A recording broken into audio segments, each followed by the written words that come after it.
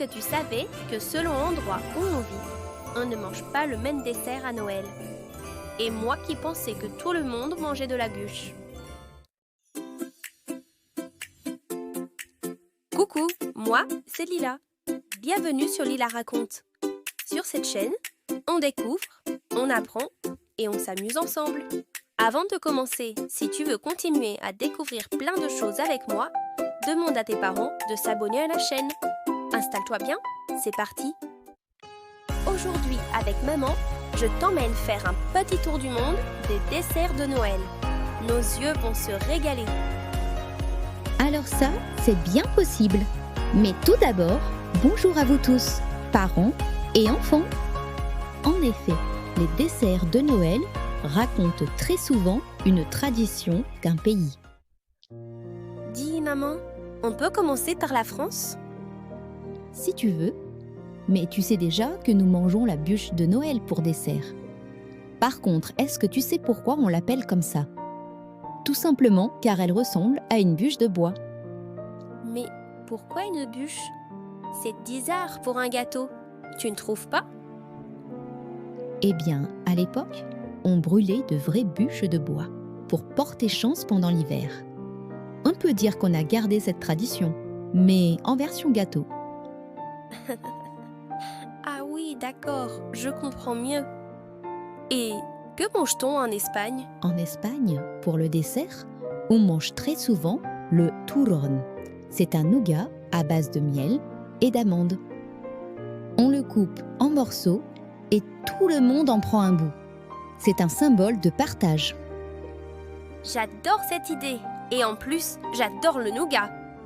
Et ensuite, on va où? Eh bien, pourquoi pas en Italie, où on mange le panettone. C'est une sorte de grande brioche moelleuse avec des fruits confits et des raisins secs. Là aussi, on le partage en famille pour fêter ce moment d'être ensemble. Ah oui, je crois bien que j'en ai vu dans le magasin.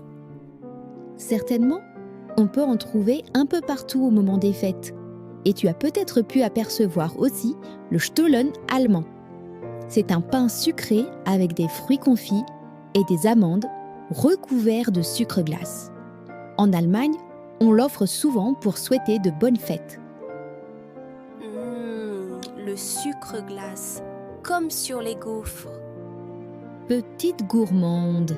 D'ailleurs, il y a un dessert très gourmand et rafraîchissant que mangent les Australiens pour les fêtes.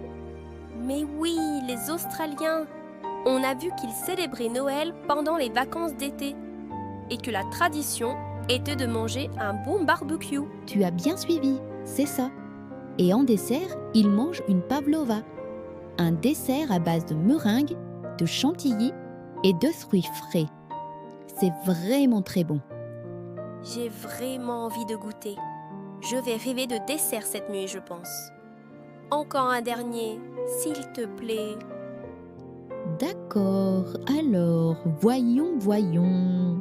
Ah oui, je sais. Quelque chose que tu connais, mais que les Finlandais ont pour tradition de manger à Noël. En Finlande, on mange un bon riz au lait. À l'intérieur du plat, on cache une amande.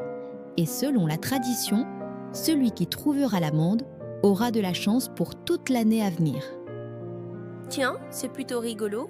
Ça me fait penser à la fève pour la galette des rois. Tu ne crois pas? À Noël, chaque pays a son dessert préféré. Et chacun a une histoire à raconter. Mais partout dans le monde, une chose est vraie. On se retrouve tous ensemble pour partager. Et voilà, c'était ma question du jour.